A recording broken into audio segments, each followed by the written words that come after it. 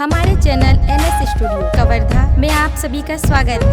अगर आप नए नए गीत संगीत रिकॉर्ड कराना चाहते हैं तो NS स्टूडियो कवर्धा से संपर्क करें। हमारा पता है जिला कवर्धा, नया bus stand road. Mobile number है 9131141220।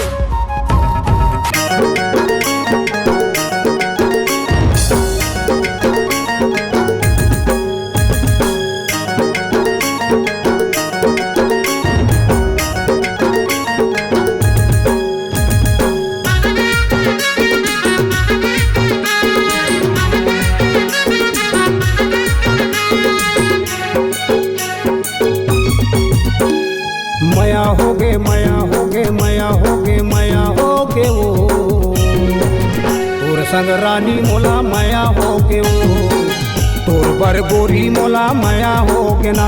खाली सुरत तोरे आते सोई नींगला जगाते मन मोर बहक जाते दिल मोर तर साथे सिर तो कहा था तोर संग मया होगे वो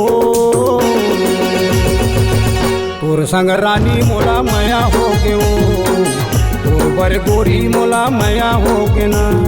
मया होगे मया होगे मया होगे मया होगे गा तोरे संग बैहा मोला मया होगे ना। तोरे संग राजा मोला मया होगे गा।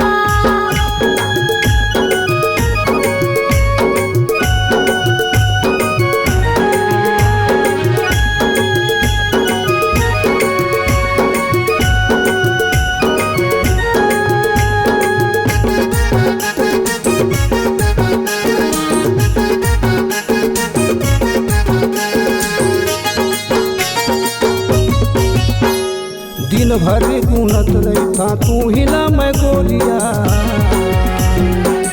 आते जादू चलाए मोला दीवाना बनाए।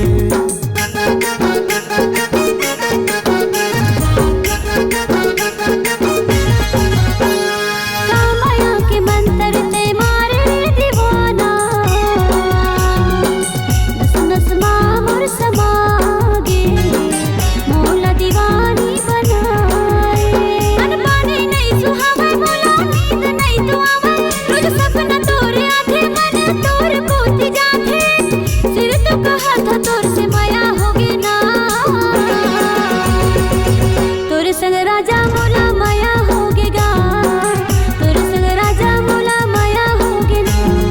मया होगे मया होगे मया होगे मया होगे वो तोर संग रानी मोला मया होगे वो तोर बर गोरी मोला मया होगे ना।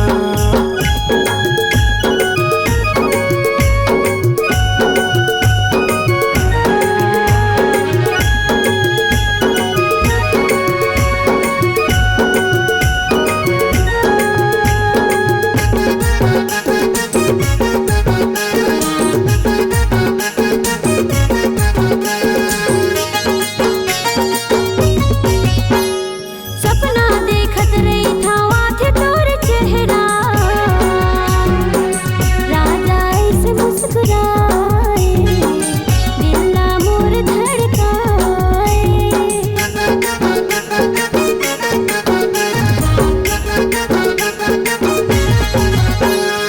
उड़ गे निंदिया गोरी दिल के मोर चैना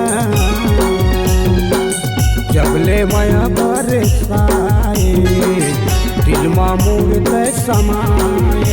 मोर मना बौरा गे तोर मया मा मता गे सपना सजावे तोरा अंग मा लगावे सिर तो कहा था तोर संग मया होगे वो